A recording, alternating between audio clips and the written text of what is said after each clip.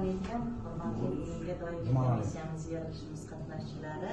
Mana bugun korrupsiyaga qarshi kurash va xavfsizlik masalalari bo'yicha doimiy komissiyaning yig'ilishda ishtirok etayotgan deputatlarimiz 3 nafar deputatlarimiz ishtirok etmoqda.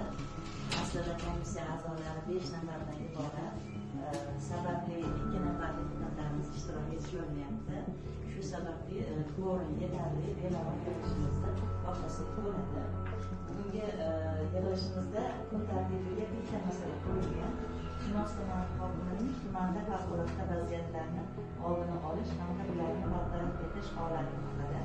Hammaga ma'lum, tuman hokimining hisobotlarini marhamat. Assalomu alaykum, hurmatli deputat ishtirokchilari. Men polkovnik Ferali, Chinoz tumani favqulodda vaziyatlar bo'limi boshlig'i. Bugungi masalasi bizani yo'nalishga bo'yicha bo'lgan masala bo'yicha hisobot berishimiz. Hurmatli prezidentimiz tomonidan respublikamiz aholisi va hududlarda favqulodda vaziyatlarda ishonchli muloqot qilish,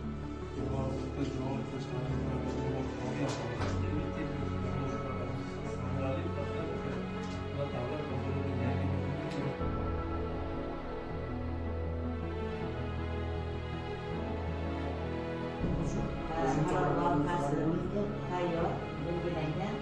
Agar qo'l ko'tarib rozilik bersanglar, mana shu masalani kelayotgan sessiyamizga beramiz.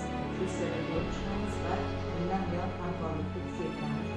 Taklif aytamiz. Rahmat, qo'l ko'tarib deputatlaringiz rahmat.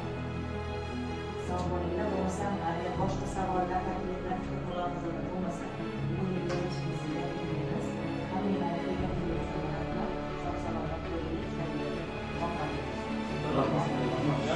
Sizlarga